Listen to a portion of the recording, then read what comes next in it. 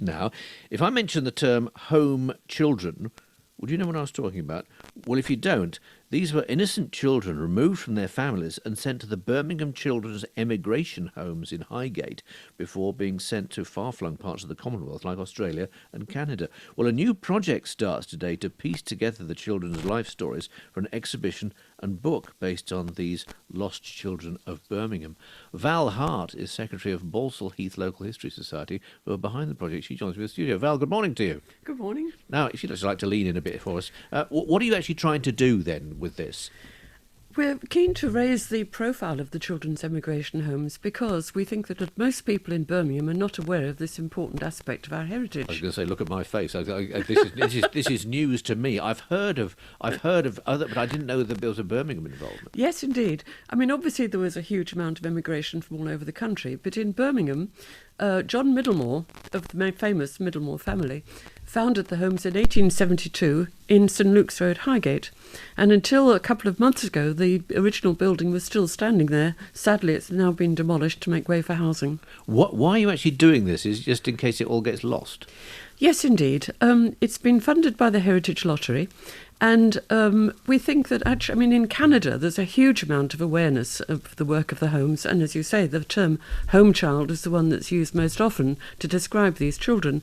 But in Birmingham, whenever I mention the emigration homes, I get a blank stare from people. They don't know what I'm talking about. And we think people should be aware of the part that we've played in this city in sending children to Canada. Well, yes, and between what years? Because I'm seeing something in the dark, dim recesses of my mind, and believe me, it is very dark and dim in there. It was thinking, I seem to remember sort of 50s going to Australia and things like that, but that's a different thing altogether, isn't it? It's not different. It was a development of it. A development of it. The children's emigration homes, which were later called the Middlemore homes, operated from 1872 and on the whole went on till 1948. And they did send a few children to Australia in the later part of that period, together with Fairbridge, where they worked in partnership with. But on the whole, most of the Middlemore children, about 6,000 of them, went to Canada. Now, who would you like to hear from as part of the project?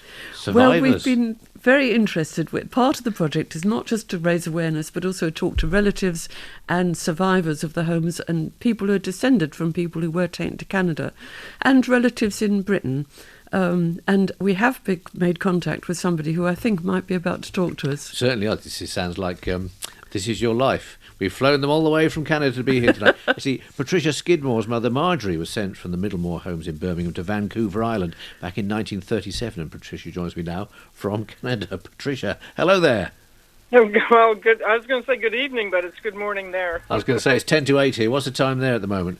It's 10 to midnight. Oh, fair enough, but we're ahead of you. It's shaping up to be a lovely day today, Patricia. Tell me about your mum, if you would. Well, she was removed from her mother's care in February of 1937 and placed in the emigration home in Selly Oak, so the Middlemore emigration home there, along with a brother and two sisters. And by September 1937, she passed away last year, but she liked to say she was deported to Canada. And it really was apparently to her mother's eternal distress that she lost her children to Canada. She did not want them to go, but was coerced, I guess you might say, into letting them go. Yes, you looked into your mother's history. You looked into it to help her. Yeah, well, she was so traumatized by being removed that she blacked out her past and her childhood and the journey over. So together we went back and we actually found a lot of information in the archives in Birmingham and in the Fairbridge archives at Liverpool, and we started to piece her bits and pieces together. And she said to me, well, they didn't just throw me away, they kept records of me, and that helped trigger memories. And so together we did put her story actually in a book. So I've written 2 books on her journey to Canada and her 5 years incarceration at the Fairbridge Farm School on Vancouver Island. I was going to say, incarceration, if I can bring Val back in here, it sounds like this was a lot of a very unwilling participants in this. It was, children who... What was the rationale in that case? How did they decide which children went to Canada or whatever? Well, the Sorry, I'll ask Val, and then I can talk to you, Yeah. Patricia. Val. Okay. Well, I think when John Middlemore first had the idea, he'd seen some of these sort of children being placed with farmers in the backwoods of Canada already. But the story goes that he was walking through Birmingham and observing all the children on the streets, destitute, orphaned, in rags, living a really sordid existence and with no means of support. And his view was that he could give them a better life in Canada. And it was for the betterment of their lives. And a further element that came into it later, I think, was to populate the empire with good British stock. I see. It was the Victorians and the Empire. It was for everyone's good. However, Absolutely. Patricia, I don't think your mother was that keen on the idea, was she?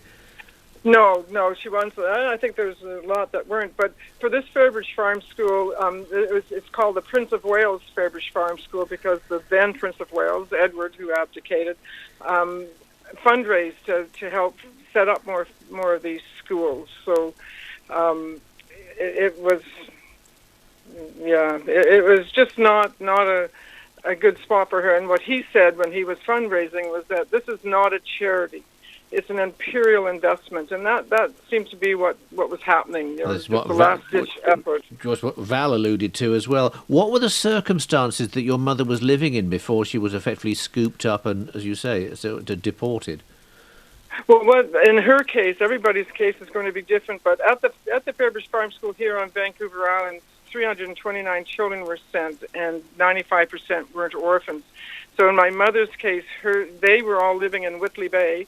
My grandfather was in London because there was no work in the Newcastle, Whitley Bay area, and he was saving to bring his family down to the London area with him.